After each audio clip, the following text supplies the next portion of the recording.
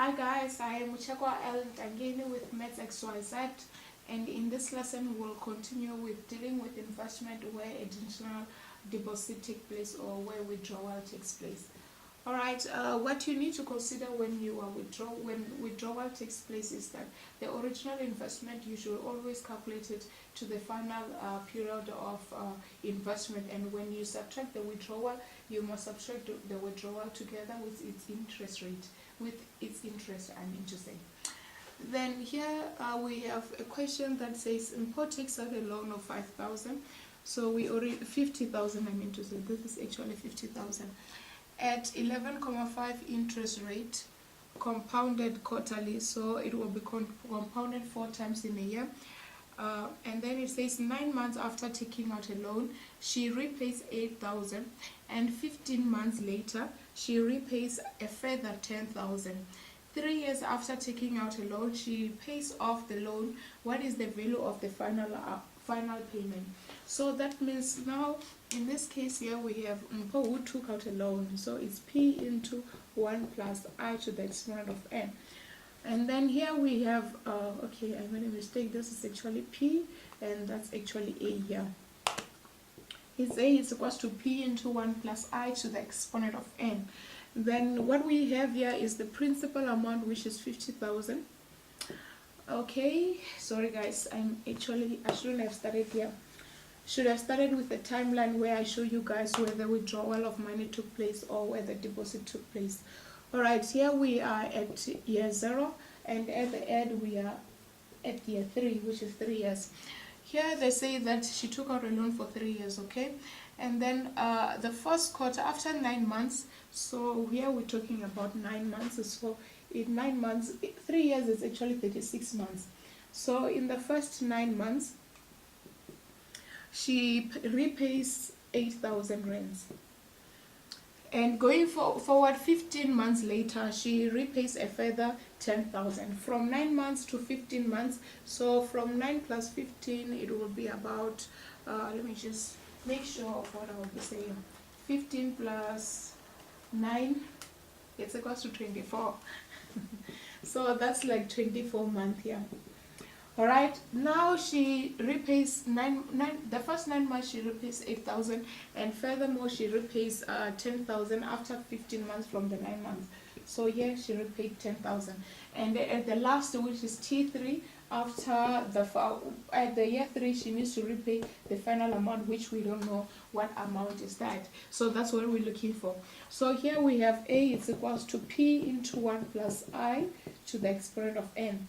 And our principal amount, which is equals to 50,000 into 1 plus our I, is actually not even changing, it's equals to 11.5% compounded quarterly into the first one, which is 50,000. It was for 36 months. So 36 months, how do we get the period of, if it's 36 months, we need to get it in quarter, so we have to divide by 3. Reason why we have to divide by 3 is that if we have 12 months in a year, that means that we have 4 quarters. That means 1 quarter is equals to 3 months.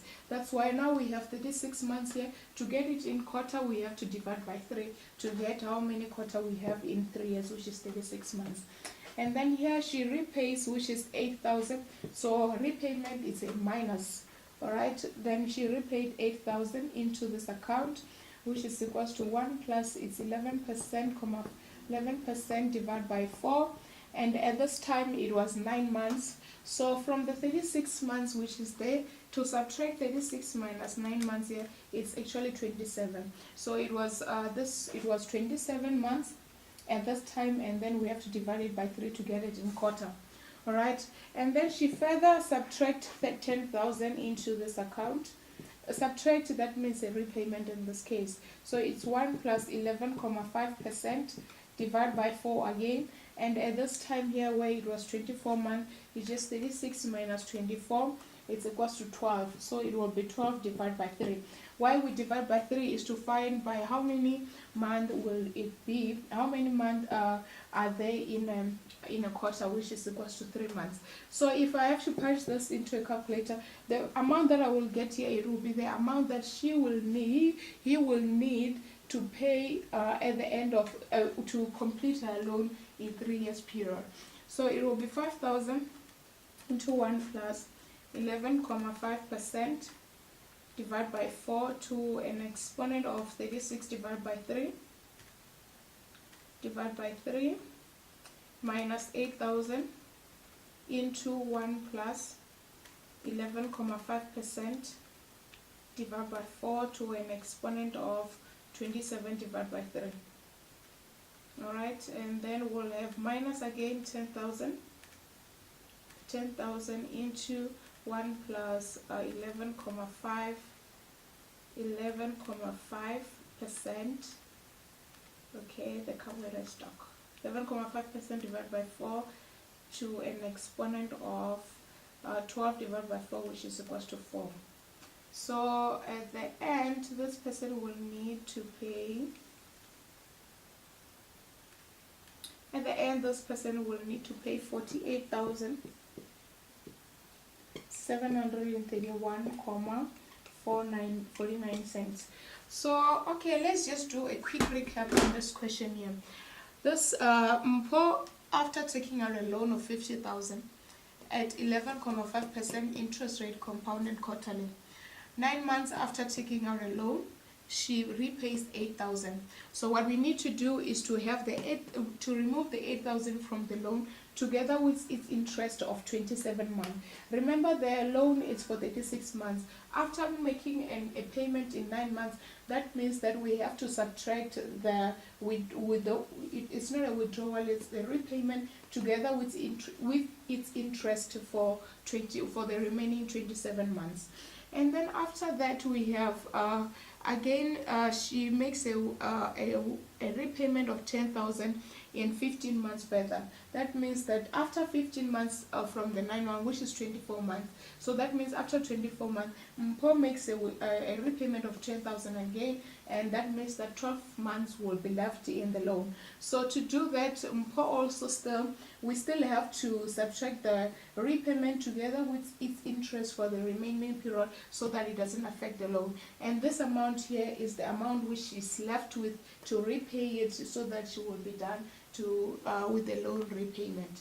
I hope you guys understood this question. I understand it's not an easy one, because we have to understand a lot about converting the months into quarters, and also to know how many months it is. I mean, 9 months, someone can use it as 9 months, but what you need to do is to subtract 9 months from 36 so that you will be left with the remaining period. Together with this 15 months later, you have to subtract 24 from 36, so that you will have to subtract the repayment together with its interest for the remaining period.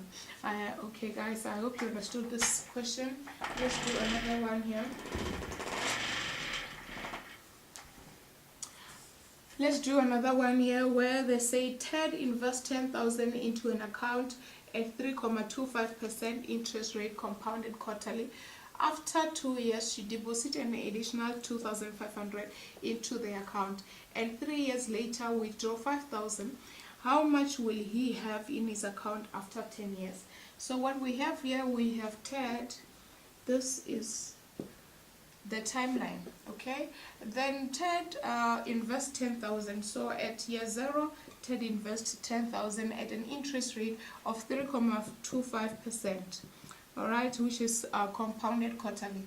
After 2 years, you deposit another 2,500. So this is year 2, which is T2.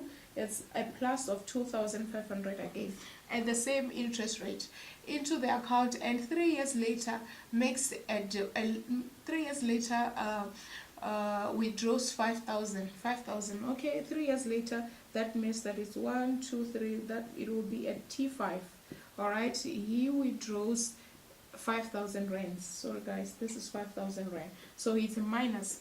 And then the question says what will happen in T10, which is after 10 years. All right, the interest rate is the same, which is 3.25 compounded quarterly throughout the investment. So what happens is that T0, there's 10,000 that comes into the account, and T2, which is after 2 years, 2,500 comes into the account.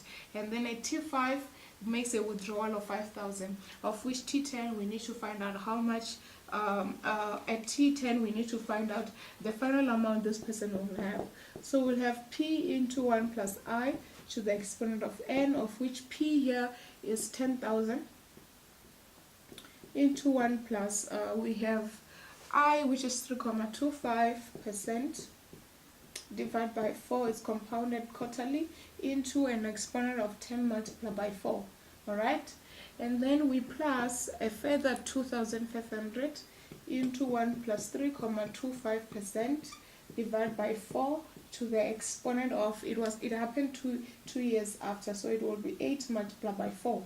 Alright, and then this person subtract a 5,000 into 1 plus 3.25% divided by 4 to the exponent of 5 years. It was only 5 years which were left. So here we have to find out how much will Ted have after 10 years time, in 10 years time. So it will be 10,000 into 1 plus 3.25% divided by 4 to the exponent of 40 plus 40, I meant to say, I made a mistake, I did it. That's 40 plus 2,500 into 1 plus 3.25% divided by 4 to the exponent of 8 multiplied by 4, it will be 32. Okay, and that will be minus again 5,000, which is a withdrawal, into 1 plus 3.25% divided by 4 to an exponent of 5 multiplied by 4. This is actually 5 multiplied by 4, guys. I made a mistake here. So that's 5 multiplied by 4, which is equals to 20. Okay, so after that period, Ted will be having a 11,182.68 in his account.